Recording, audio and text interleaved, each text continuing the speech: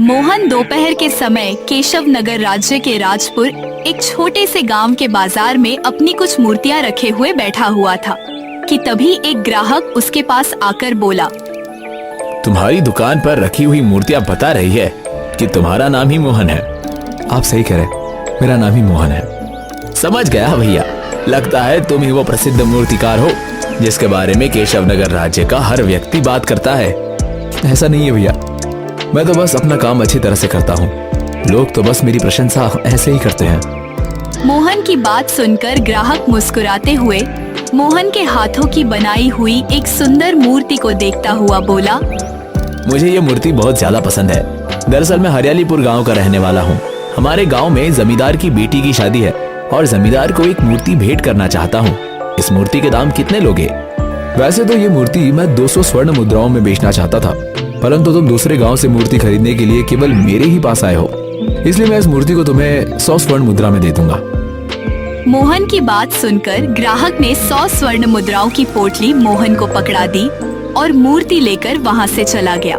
शाम को अपने घर लौट आया और 100 स्वर्ण मुद्राएं अपनी 20 वर्षीय बहन जानकी को देता हुआ बोला, ये लो जानकी, इन स्वर्ण मुद्राओं को तिजोरी में रख देना। जानकी 100 स्वर्ण मुद्राएं लेकर तिजोरी में रखने के लिए चली गई। तभी वहां पर मोहन के गांव का मुखिया आ पहुंचा। मुखिया को देखकर मोहन बोला, अरे मुखिया जी, आप अभी शाम के समय, सब कुछ ठीक तो है? हाँ मोहन, तुम्हारी प्रार्थना से सब कुशल मंगल है। यहाँ से गुजर रहा था तो सोचा तुमसे मिलता चलूं। बहुत अच्छा किया मुखिया जी। मोहन, तुम्हारी प्रसिद्धि दिन ब दिन बढ़ती जा रही है। तुम्हें शायद अंदाजा भी नहीं है कि कुछ दिनों पहले मैं किशनगढ़ राज्य गया था और किशनगढ़ राज्य में भी तुम्हारी मूर्ति के किस्से सुन रहा था। मैं तो आश्चर्य में पड़ गया, लेकिन आश्चर्य के साथ साथ मुझे बहुत प्रसन्नता भी हुई क्योंकि तुम्हारी वजह से इस गांव का नाम भी प्रसिद्ध हो रहा है। तभी वहां पर मोहन की बहन जानकी आ पहुंची और मुस्कुराते हुए मुखिया की ओर देखकर बोली, मेरे भैया मूर्ति बनाते ही इतनी अच्छी है कि कोई भी उस मूर्ति की तारीफ किए बगैर नहीं रहता। तुम सही कहती हो जानकी। अब वो दिन दूर नहीं जब मोहन की मूर्ति बनाने के चर्चे महल तक में पहुंचेंगे। इतना बोलकर मुखिया मोहन की ओर देखकर बोला, लेकिन अब तुम्हें सावधान रहना होगा मोहन। मुखिया की बात सुनकर मोहन बुरी तरह से चौंकता हुआ बोला, सावधान? लेकिन किससे मुखिया जी? हमारे ही गांव में रहने वाले बिरजू मूर्तिकार से। मोहन, तुम नहीं जानते कि बिरजू तुमसे अंदर ही अंदर कितना जलता है। सच तो यह है कि उसके हाथों की बनाई हुई मूर्ति कोई नहीं खरीदता है और ना ही कोई उसकी कारीगरी की प्रशंसा करता है। बिरजू को मुझसे जलना नहीं चाहिए मुखिया जी। हाँ, ये सच है कि उसके हाथों की बनाई मूर्ति कम बिकती है, लेकिन उतना ही सच ये भी है कि बिरजू बहुत कुशल कारीगर है और वो अच्छी मूर्तियां बनाता है। मोहन, जिस तरह से बिरजू तुम्हें क्रोध भरी निगाहों से देखता है, मुझे डर है कि कहीं वो तुम्हारे खिलाफ कोई षड्यंत्र न रच दे, इसलिए तुम मुझसे सावधान रहना। मैं केवल यही बताने के लिए तुम्हें यहाँ तक आया था। इतना बोलकर मुखिया वहां से चला गया। अगले दिन मोहन अपने घर से मूर्तियां लेकर अपने गांव के बाजार में चला गया। तभी वहां पर बिरजू आ पहुंचा। बिरजू मोहन की ओर देखकर बोला, कैसे हो मोहन? मैं तो सही हूँ बिरजू, तुम बताओ तुम कैसे हो? तुम्हारे होते हुए मैं कैसा हो सकता हूँ मोहन? जब तक तुम्हारी किस्मत के सितारे बुलंद है तब तक मेरी किस्मत के सितारे गर्दिश में ही रहेंगे। देखो बिरजू, मैं जानता हूँ कि तुम एक कुशल कारीगर हो और बहुत मेहनत से मूर्तियां बनाकर तैयार करते हो, और तुम्हारी इतनी मेहनत करने के बावजूद भी तुम्हारी मूर्तियां नहीं बिकती। परंतु विश्वास रखो, मैं हमेशा तुम्हारे लिए प्रार्थना करता हूँ और मुझे विश्वास है कि तुम्हारी मूर्तियां भी एक दिन मेरी मूर्तियों से ज्यादा बिकेगी। ये सब कहने और सुनने की बात है मोहन। मेरे सामने ज्यादा अच्छे बनने का ढोंग मत करो। मैं मुखिया नहीं हूँ जो तुम्हारी चिकनी चुपड़ी बातों में आ जाऊंगा। देखो बिरजू, कल ही मुझे मुखिया जी बता रहे थे कि तुम अंदर ही अंदर मुझसे जलते हो। आखिर तुम्हें मुझसे क्या जलन है बिरजू? देखो मोहन, मैं तुमसे अच्छी मूर्तियां बनाता हूँ और तुमसे अच्छा और कुशल कारीगर हूँ, लेकिन उसके बावजूद भी मेरी मूर्तियां नहीं बिकती क्योंकि तुमने मुझे बदनाम कर रखा है। मेरी बात ध्यान से सुनो मोहन। मुझे सूचना मिली है कि कल राजा विक्रम की पुत्री राजकुमारी चंद्रलेखा मंत्री जगन्नाथ के साथ इस गांव में तुमसे मिलने के लिए आ रही है। तुम्हारी प्रसिद्धि के चर्चे अब महल तक में गूंज रहे हैं, लेकिन मैं चुप नहीं बैठूंगा। मैं राजकुमारी चंद्रलेखा के सामने साबित कर दूंगा कि मैं तुमसे कुशल और बेहतर मूर्तियां बना सकता हूँ। इतना बोलकर बिरजू वहां से चला गया। शाम को मोहन अपने घर की ओर जाने लगा। मोहन अपने गांव में पहुंचा ही था कि तभी रास्ते में उसे गांव का मुखिया मिल गया। मुखिया मोहन की ओर देखकर बोला। अच्छा हुआ मोहन, तुम मुझे यहाँ पर मिल गए। मैं तुमसे ही मिलने तुम्हारे घर पर आ रहा था। क्या हुआ मुखिया जी? मोहन, कल राजा विक्रम की इकलौती पुत्री चंद्रलेखा अपने मंत्री जगन्नाथ के साथ तुमसे मिलने के लिए आ रही है। राजकुमारी चंद्रलेखा अपनी स्वयं की मूर्ति बनवाना चाहती है। हाँ मुखिया जी, आज प्रातःकाल ही मुझे बिरजू ने इस बारे में बताया था। मेरी पूरी बात सुनो मोहन। बिरजू को इस बारे में इसलिए मालूम है कि एक सैनिक तुम्हारे बारे में ही गांव के बाजार में पूछताछ कर रहा था। पूछताछ करने के दौरान ही बिरजू उस सैनिक से टकरा गया। बिरजू ने उस सैनिक से खुद को तुमसे बेहतर मूर्ति का कारीगर बताया और तुम्हारे बारे में काफी कुछ झूठ भी बोला। बिरजू की बात सुनकर सैनिक बिरजू से यह कहकर गया कि वो राजकुमारी चंद्रलेखा को तुम्हारे साथ साथ बिरजू के बारे में भी बताएगा और राजकुमारी चंद्रलेखा को इस बात के लिए मनाएगा कि वो तुम्हारे और बिरजू के बीच एक प्रतियोगिता रखे। मतलब तुम्हें और बिरजू को राजकुमारी चंद्रलेखा की ही मूर्ति बनानी होगी और जिसके हाथ की भी मूर्ति राजकुमारी चंद्रलेखा को पसंद आएगी, राजकुमारी चंद्रलेखा उसे इतनी ढेर स्वर्ण मुद्राएं देगी कि उसके साथ नस्लों को काम करने की आवश्यकता नहीं पड़ेगी। मुखिया की बात सुनकर मोहन गहरी सोच में डूबता हुआ मुखिया की ओर देखकर बोला। समझ गया मुखिया जी। इसलिए बिरजू आज मुझसे कह रहा था कि वो राजकुमारी चंद्रलेखा के सामने साबित कर देगा कि वो मुझसे बेहतर मूर्ति बनाने का कारीगर है। मुखिया जी, मुझे इस बिरजू से कोई डर नहीं और ना ही मैं बिरजू से अच्छा मूर्ति बनाने का कारीगर होने का दावा करता हूँ। मैं कल भी ये कहता था और आज भी ये कहता हूँ कि मैं बस अपना काम मेहनत और ईमानदारी से करता हूँ। बस इससे अधिक मैं और कुछ नहीं कह सकता। मोहन की बात सुनकर मुखिया मोहन से बोला। मुझे लगता है राजकुमारी चंद्रलेखा सुबह तक यहाँ आ जाएगी। यहाँ आने के बाद वो सबसे पहले मुझसे ही मिलेगी। मैं राजकुमारी चंद्रलेखा और उनके मंत्री को सुबह तुम्हारे घर पर लेकर आ जाऊंगा। इतना कहकर मुखिया वहाँ से चला गया और मोहन अपने घर लौट आया। मोहन को गहरी चिंता में डूबे हुए देखा उसकी बहन जानकी उससे बोली। क्या हुआ भैया, आज आपके चेहरे पर ये चिंता की लकीरें क्यों झलक रही है? मोहन अपनी बहन को सारी घटना बताते हुए बोला। कल राजकुमारी चंद्रलेखा अपने मंत्री के साथ हमारे घर पर आएंगी। चिंता मत कीजिए भैया, चिंता तो बिरजू को करने की आवश्यकता है। मुझे पूरा विश्वास है कि बिरजू आपसे अधिक सुंदर राजकुमारी चंद्रलेखा की मूर्ति नहीं बना पाएगा। अपनी बहन की बात सुनकर मोहन मुस्कुराता हुआ चारपाई पर लेट गया। अगली सुबह बिरजू सोकर उठा ही था कि तभी उसके घर की कुंडी कोई जोर जोर से खटखटाने लगा। मोहन तुरंत अपने घर से बाहर चला गया। बाहर आकर मोहन ने देखा कि उसके दरवाजे पर मुखिया राजकुमारी चंद्रलेखा और मंत्री जगन्नाथ खड़े हुए थे। राजकुमारी चंद्रलेखा मोहन की ओर देखकर बोली। तो तुम ही हो मोहन, एक विचित्र कुशल मूर्तिकार जिसकी प्रशंसा राज्य में घूमते हुए महल तक जा पहुंची। प्रशंसा के लिए आपका बहुत बहुत धन्यवाद राजकुमारी। असली प्रशंसा तो मैं तुम्हारी तब करूंगी जब तुम प्रतियोगिता में जीत जाओगे। राजकुमारी चंद्रलेखा की बात सुनकर मोहन और मुखिया राजकुमारी चंद्रलेखा को सवालिया नजरों से देखने लगे। राजकुमारी उन दोनों की ओर देखकर बोली। मैं जानती हूँ तुम्हारे मन में यही प्रश्न चल रहा होगा कि किस बात की प्रतियोगिता। दरअसल मेरे सैनिक ने मुझे बताया, इसी गांव में बिरजू नाम का एक और मूर्तिकार रहता है जिसका दावा है कि वो तुमसे बेहतर मूर्तियां बनाता है। राजकुमारी चंद्रलेखा ने इतना कहा ही था कि तभी वहाँ पर बिरजू भी आ पहुँचा। राजकुमारी चंद्रलेखा बिरजू को देखकर बोली। क्या तुम तैयार हो? हाँ राजकुमारी, मैं तैयार हूँ। कुछ ही देर में मोहन, मुखिया, राजकुमारी चंद्रलेखा, मंत्री जगन्नाथ और दो सैनिक एक बगीचे में खड़े हुए थे। राजकुमारी चंद्रलेखा एक वृक्ष के नीचे बैठी हुई थी। मोहन और बिरजू राजकुमारी चंद्रलेखा को देखते हुए उसकी मूर्ति बनाने में मग्न थे। कुछ ही देर में बिरजू और मोहन ने सुंदर मूर्ति बनाकर तैयार कर दी। राजकुमारी चंद्रलेखा मंत्री जगन्नाथ के साथ धीरे धीरे कदमों से दोनों मूर्तियों के पास चली। राजकुमारी चंद्रलेखा बिरजू के हाथ की बनी हुई मूर्ति को देखकर प्रसन्न होती हुई बिरजू से बोली। तुमने तो बिल्कुल हूबहू मेरी ही जैसी दिखने वाली मूर्ति तैयार कर दी। ऐसा लगता है जैसे कि मैं आईने में अपना ही अक्स देख रही हूँ। राजकुमारी के मुंह से अपनी प्रशंसा सुनकर बिरजू का मन गदगद हो उठा। बिरजू के हाथ की बनाई हुई मूर्ति को देखने के बाद राजकुमारी चंद्रलेखा मोहन की बनाई हुई मूर्ति की ओर देखने लगी।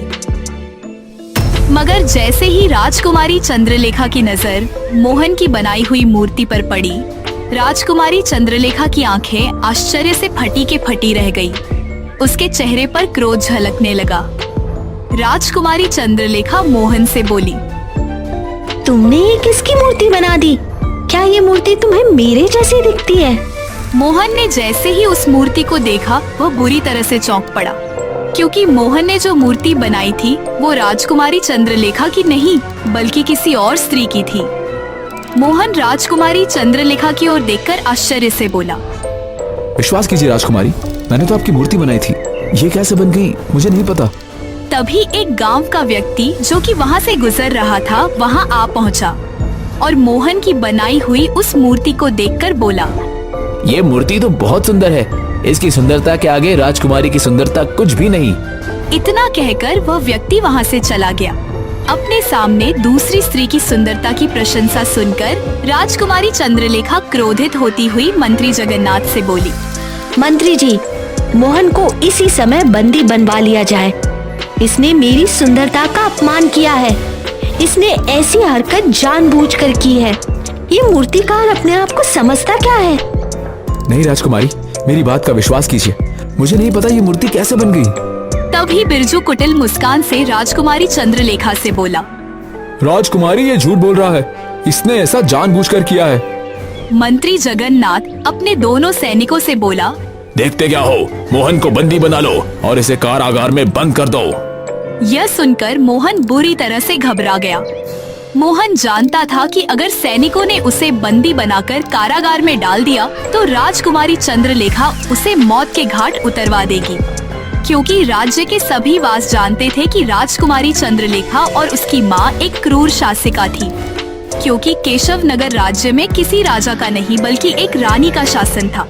मोहन अपने शरीर की पूरी ताकत लगाकर वहाँ से भागने लगा। देखते ही देखते वह उन सब की आंखों से ओझल हो गया।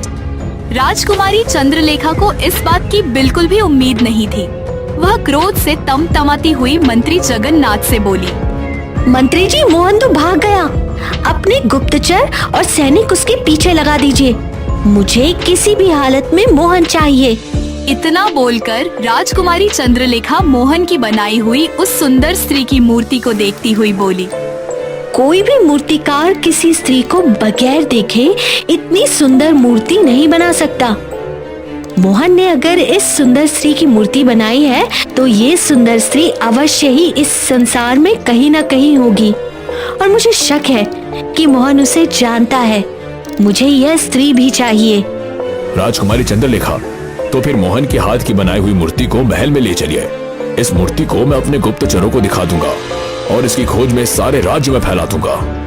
तभी बिरजू राजकुमारी चंद्रलेखा से बोला, राजकुमारी चंद्रलेखा, मोहन आपके साथ धोखा करके भाग गया। उसने आपका अपमान भी किया, लेकिन मैंने आपकी मूर्ति बनाकर आपका मान जीता है, इसलिए अब मुझे आप इनाम दे दीजिए। बिरजू राजकुमारी चंद्रलेखा के स्वभाव को नहीं जानता था। राजकुमारी चंद्रलेखा अंदर से गुस्से से भरी हुई थी। राजकुमारी चंद्रलेखा गुस्से से अपने दोनों सैनिकों से बोली, बिरजू को उसके इनाम दे दो। राजकुमारी चंद्रलेखा का आदेश सुनकर एक सैनिक ने अपनी तुरंत तलवार निकाल ली और बिरजू की गर्दन की ऊपर वार कर दिया। बिरजू चिल्लाते हुए जमीन पर गिरकर ढेर हो गया। राजकुमारी चंद्रलेखा मंत्री जगन्नाथ मोहन की बनाई हुई मूर्ति को लेकर महल की ओर रवाना हो गए। मुखिया बिरजू की लाश को देखकर अफसोस भारी स्वर में बोला, तुम वास्तव में मूर्ख थे बिरजू, जो स्थिति को समझ ही नहीं पाए। आखिर तुम्हें क्या जरूरत थी इनाम मांगने की? वैसे भी जो किसी के लिए बुरा सोचता है उसके साथ बुरा ही होता है। इधर मोहन घने जंगल की ओर लगातार भागे जा रहा था। भागते भागते मोहन के पांव जवाब दे चुके थे। उसका गला प्यास से सूखा जा रहा था। तभी उसकी नजर एक तालाब पर पड़ी। मोहन दौड़ता हुआ उस तालाब के पास जाकर उस तालाब का पानी पीने लगा। पानी पीने के बाद मोहन कुछ देर तक जंगल में इधर उधर देखता रहा और अपने आप से बोला, मैं तो बुरी तरह से फंस गया। आखिर मुझे समझ नहीं आ रहा कि वो मूर्ति मुझे बन कैसे गई। मैं तो राजकुमारी चंद्रलेखा की मूर्ति बना रहा था। अब अगर मैं गांव वापस गया तो मारा जाऊंगा, लेकिन मेरी बहन जानकी भी घर पर अकेली होगी। कहीं ऐसा ना हो कि राजकुमारी चंद्रलेखा अपना गुस्सा कहीं मेरी बहन पर ना उतारते। नहीं, मुझे अपनी बहन को बचाना होगा, लेकिन कैसे? इतना बोलकर मोहन फिर से गहरी सोच में गुम हो गया। कुछ देर बाद वह अपने आप से बोला, एक काम करता हूँ, मैं रात के समय मुखिया जी के घर पर जाऊंगा और अपनी बहन को मुखिया के घर पर ही बुलवा कर इस राज्य को हमेशा के लिए छोड़कर भाग जाऊंगा। मोहन ने इतना कहा ही था कि तभी उसके कानों में एक भारी आवाज टकराई। वीर पुरुष कभी भागा नहीं करते, वह कठिन परिस्थितियों का सामना किया करते हैं। मोहन ने जैसे ही पलटकर देखा तो उसके पीछे एक साधु खड़े हुए उसे देखकर मुस्कुरा रहे थे। उस घने जंगल में मोहन साधु की ओर देखकर चौंकते हुए बोला, कौन है आप? मैं एक साधु हूँ जो 10 वर्षों से इस जंगल में अपना जीवन व्यतीत कर रहा है, लेकिन तुम्हें देखकर मुझे अब ऐसा लगता है कि मेरा वनवास समाप्त होने को आ गया है। ये क्या कह रहे हैं आप? मैं आपकी बात का मतलब नहीं समझ पा रहा हूँ। कैसा वनवास?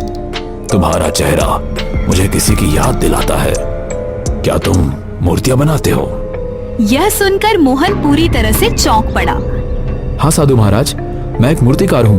मेरा नाम मोहन है, लेकिन आप कैसे जानते हैं? मैं तुम्हें बहुत लंबे समय से जानता हूँ, मगर अफसोस तुम अपने आप को अभी तक जान नहीं पाए। अच्छा ये बताओ, तुम इतने घबराए हुए क्यों हो? साधु की बात सुनकर मोहन साधु को सारी घटना बताते हुए बोला, पता नहीं साधु महाराज, मैंने मूर्ति राजकुमारी चंद्रलेखा की बनाई थी, लेकिन ना जाने वो कैसे किसी दूसरी स्त्री की मूर्ति बन गई, जो कि राजकुमारी चंद्रलेखा से बहुत सुंदर थी। और उस मूर्ति को देखकर ना जाने क्यों मुझे ऐसा लगने लगा जैसे मैं उस मूर्ति जैसी दिखने वाली स्त्री को जानता हूँ, जैसे मेरा उससे जन्म जन्म का कोई रिश्ता हो। मोहन की बात सुनकर साधु रहस्यमय अंदाज में मोहन से बोले, वो मूर्ति तुम्हारे हाथ से बननी ही थी, क्योंकि तुम्हारी वही नियति थी। समय आ गया है रहस्य से पर्दा उठाने का। चलो मेरे साथ। कहाँ? यही पास में मेरी कुटिया है। तुम बिल्कुल सही समय पर यहाँ आए हो। आज की रात अमावस की रात है। कुछ ही देर में सारा रहस्य तुम्हारे सामने खुलकर आ जाएगा। मोहन साधु के साथ उसकी कुटिया में पहुंच गया। कुटिया में पहुंचकर साधु हाथ में एक कलश में जल लेकर मोहन को पकड़ाते हुए बोले, इस जल को पी लो। जैसे ही तुम इस जल को पियोगे तुम्हें सब कुछ याद आ जाएगा। मोहन ने साधु के हाथ से कलश को ले लिया और जल को पीने लगा। जल को पीते ही मोहन का सर बुरी तरह से चकराने लगा और कुछ ही क्षणों में उसके सामने दृश्य घूमने लगे। मोहन ने अपनी आंखें बंद कर ली। कुछ देर बाद मोहन अपनी आंखें खोलते हुए साधु से बोला, मुझे सब कुछ याद आ गया है साधु महाराज। तो फिर समय आ गया है मोहन, तुम मेरे साथ अभी और इसी समय राजमहल में चलोगे। इतना बोलकर साधु ने अपने हाथ औंधी टेढ़ी दिशा में घुमाना प्रारंभ कर दी। कुछ ही देर में एक गोल आकार का द्वार जो रंग बिरंगी किरणों से चमक रहा था वहां पर बन गया। साधु उस द्वार को देखकर मोहन से बोले, जैसे ही हम दोनों इस द्वार को पार करेंगे सही स्थान पर पहुंच जाएंगे। इधर राजकुमारी चंद्रलेखा मंत्री जगन्नाथ के साथ अपने महल तक आ पहुंची। दोनों सैनिक उसकी उस सुंदर स्त्री की मूर्ति को उठाए हुए थे, मगर महल के बाहर बगीचे में पहुंचकर ही राजकुमारी चंद्रलेखा मंत्री जगन्नाथ से बोली, मंत्री जी, मैं नहीं चाहती कि इस सुंदर स्त्री की प्रतिमा मेरे महल के द्वार के अंदर भी प्रवेश करे। तो फिर आप चाहती क्या हैं? इस मूर्ति को इसी बगीचे में रखवा दिया जाए। आप गुप्तचरों को इसे यहाँ से भी दिखा सकते हैं। जैसी आपकी आज्ञा। दोनों सैनिकों ने उस मूर्ति को बगीचे में ही रख दिया। तभी राजकुमारी चंद्रलेखा की माँ रानी पद्मा वहाँ आ पहुँची। रानी पद्मा चंद्रलेखा की ओर देखकर बोली, मैं तुम्हारा कब से प्रतीक्षा कर रही थी राजकुमारी। आखिर तुम्हें आने में इतनी देर कैसे लग गई? राजकुमारी अपनी माँ पद्मा को सारी घटना बताती हुई बोली, उसने मेरी सुंदरता का अपमान किया है, परंतु मैं उसे छोड़ूंगी नहीं माँ। राजकुमारी चंद्रलेखा के मुंह से सारी घटना सुनने के बाद न जाने क्यों पद्मा के चेहरे पर भय झलकने लगा। पद्मा तुरंत तेज कदमों से चलती हुई उस मूर्ति के नजदीक चली गई, जिस मूर्ति को सैनिकों ने कुछ देर पहले बगीचे में रखा था। उस मूर्ति को देखकर रानी पद्मा की आंखें डर और दहशत से फटी की फटी रह गई और वह अविश्वास भरी नजर से उस मूर्ति की ओर देखती हुई बोली, नहीं, यह संभव है, ऐसा नहीं हो सकता। अपनी माँ के डरा हुआ चेहरा देखकर राजकुमारी चंद्रलेखा और मंत्री जगन्नाथ आश्चर्य में पड़ गए। आप इतनी क्यों डर गई माँ? राजकुमारी सही कह रही है महारानी। आप तो इस मूर्ति को ऐसे देख रहे हैं मानो कि आप इस मूर्ति जैसी दिखने वाली स्त्री को अच्छी तरह से जानती हो। हाँ मंत्री जगन्नाथ, तुमने सही कहा। मैं इस मूर्ति जैसे दिखने वाली स्त्री को बहुत अच्छी तरीके से जानती हूँ। यह कोई और नहीं बल्कि स्वप्नलेखा है, जो अपने समय की अद्भुत सुंदरी हुआ करती थी और इसे मैंने अपने हाथों से मारा था। मुझे बताओ, आखिर इस मूर्ति को किस मूर्तिकार ने बनाया है? मोहन नाम के मूर्तिकार ने, जिसकी प्रसिद्धि हमारे राज्य में काफी समय से फैली हुई है। इसका मतलब उस साधु ने जो कहा था वो हो गया। ये आप क्या कह रही हैं माँ? कौन स्वप्नलेखा? कौन साधु? राजकुमारी चंद्रलेखा की बात सुनकर रानी पद्मा चंद्रलेखा की ओर देखकर डरे हुए अंदाज में बोली। स्वप्नलेखा मेरी सौतेली बहन थी। ये बात आज से 30 वर्ष पुरानी है, जब मैं इस राज्य की राजकुमारी हुआ करती थी। स्वप्नलेखा मेरे पिता की दूसरी पत्नी की पुत्री थी और पूरे राज्य में सबसे सुंदर थी। उसकी सुंदरता के चर्चे दूर दूर तक राज्य में फैले हुए थे। हम दोनों का बचपन साथ ही बीता और हम दोनों साथ साथ ही जवान हुए। स्वप्नलेखा अपना जीवन जहाँ साधारण तरीके से बिताना चाहती थी, तो वहीं मैं अपने पिता के बाद इस राज्य की बागडोर संभालकर महारानी बनना चाहती थी। स्वप्नलेखा उम्र में मुझसे 2 वर्ष छोटी थी। एक दिन की बात है, जब मुझे एक गुप्तचर ने स्वप्नलेखा के बारे में एक सूचना दी। दोपहर के समय राजकुमारी पद्मा अपने बगीचे में सुंदर फूलों को देख रही थी कि तभी एक गुप्तचर वहां आकर राजकुमारी पद्मा से बोला। राजकुमारी, आपका शक बिल्कुल सही है। राजकुमारी आपकी सौतेली बहन राजकुमारी स्वप्नलेखा केशव नगर राज्य में एक मूर्तिकार से चुपके मिलती है और वो उस मूर्तिकार से प्रेम करने लगी है। उस मूर्तिकार का क्या नाम है? उस मूर्तिकार का नाम मोहन है। तुमने मुझे ये बात बताकर बहुत अच्छा कार्य किया। वैसे भी मैं राजकुमारी स्वप्नलेखा को अपने रास्ते से हटाने की सोच रही थी, लेकिन मुझे कोई ठोस वजह नहीं मिल रही थी। और इससे बेहतर ठोस वजह क्या हो सकती है कि राजकुमारी का प्रेम प्रसंग एक साधारण मूर्तिकार से हो। लेकिन राजकुमारी पद्मा, आपकी सौतेली बहन तो साधारण जीवन जीना चाहती है, भला आपको उनसे कैसा खतरा हो सकता है? इंसान का मन कब बदल जाए? अब तुम जा सकते हो। गुप्तचर वहां से चला गया। राजकुमारी पद्मा सीधे सेनापति मानसिंह के पास जाकर बोली। हमें पता चला है कि हमारी सौतेली बहन मोहन नाम के एक मूर्तिकार से प्रेम करती है और वो चुपके मिलती है। उसने राजमहल के नियमों को तोड़ा है, जिसका दंड मौत की सजा है। जाओ, जाकर मोहन और राजकुमारी स्वप्नलेखा को बंदी बनाकर घसीटते हुए महल में लेकर आओ। ये आप क्या कह रही हैं? राजकुमारी स्वप्नलेखा आपकी बहन है। जानती हूँ। देखो, पिताजी बीमार है। उनके स्वर्गवास के बाद इस राज्य की सत्ता की बागडोर मैं ही संभालूंगी, तो तुम अभी से मेरे आदेशों का पालन करना प्रारंभ कर दो। राजकुमारी पद्मा की बात सुनकर सेनापति मानसिंह सैनिकों को लेकर वहां से चला गया। इधर जंगल में राजकुमारी स्वप्नलेखा एक वृक्ष के नीचे बैठी हुई थी और मोहन नाम का एक मूर्तिकार उसकी मूर्ति बना रहा था। तभी वहां पर एक साधु आ पहुंचा और मोहन की ओर देखकर बोला। ये तुम क्या कर रहे हो? साधु महाराज, मैं राजकुमारी स्वप्नलेखा की मूर्ति बना रहा हूँ। मैं तुम्हें जानता हूँ। तुम्हारे अंदर एक विचित्र कला है। तुम एक विचित्र मूर्तिकार हो, लेकिन तुम आग से खेल रहे हो। राजकुमारी स्वप्नलेखा की सौतेली बहन राजकुमारी पद्मा वैसे भी अंदर ही अंदर राजकुमारी स्वप्नलेखा की सुंदरता से बहुत जलती है और वह उसे रास्ते से हटाने के बारे में हमेशा सोचती रहती है। तुम इससे मिलकर उसका रास्ता आसान कर रहे हो। यह सुनकर स्वप्नलेखा चौंक पड़ी और साधु से बोली। लेकिन साधु महाराज, मैं मोहन से प्रेम करती हूँ। क्या प्रेम करना कोई जुर्म है? मैं अपना जीवन एक राजकुमारी की तरह नहीं, बल्कि एक मूर्तिकार की पत्नी बनकर साधारण तरीके से व्यतीत करना चाहती हूँ। मुझे राज का कोई मोह नहीं। क्या ऐसा करना पाप है? नहीं राजकुमारी, तुम्हारी बातों ने मेरे मन को जीत लिया है। अगर तुम्हारा प्रेम सच्चा है तो विश्वास करो, मैं तुम्हारा मिलन मोहन मूर्तिकार से स्वयं कराऊंगा। साधु ने इतना कहा ही था कि तभी वहां पर सेनापति अपने सैनिकों के साथ आ पहुंचा और अपने सैनिकों की ओर देखकर बोला।